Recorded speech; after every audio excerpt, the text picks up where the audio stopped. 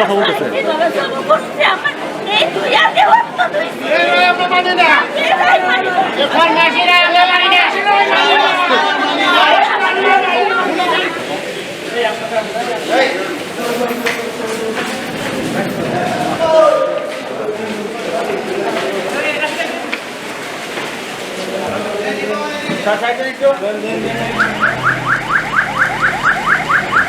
আমি সন্তুষ্ট না, আমি এই রায় মানি না, আমি এই রায় মানবো না, আমি উচ্চ আদালতে যাব। আল্লাহ আমার কোন বিচারে ফেলাইছে, আমি এই বিচার মানি না।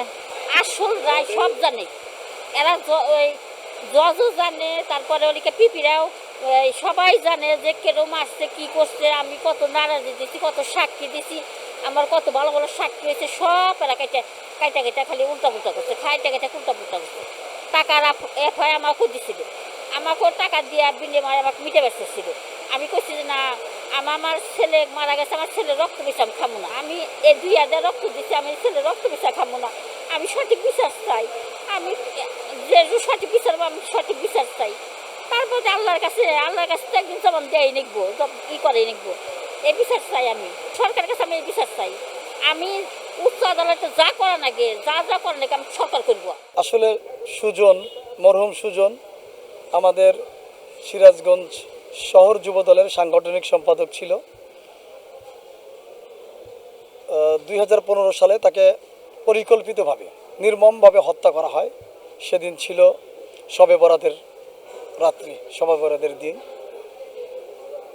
এই সুজন হত্যা হওয়ার পরে সিরাজগঞ্জের যুবদল সহ বিএনপির সকল নেতাকর্মীরা দাবি জানিয়েছি, হত্যাকারীদের আমরা ফাঁসি চাই, বিচার চাই। কিন্তু নানানভাবে নাটক হয়েছে গত 15 সালের পর থেকেই। তা আমরা আশাবাদী ছিলাম যে এই সুজন হত্যার একটি সুন্দর দৃষ্টান্তমূলক শাস্তির ব্যবস্থা হবে। কিন্তু আজকে বিজ্ঞ জাজ যে রায় দিয়েছেন, এই রায়ে আমরা আসলে সন্তুষ্ট হতে পারি নাই, পরিবারও সন্তুষ্ট হতে পারে নাই। 164-এ যার নাম দেওয়া হয়েছিল, সে এই ইয়েতে খালাস হয়েছে।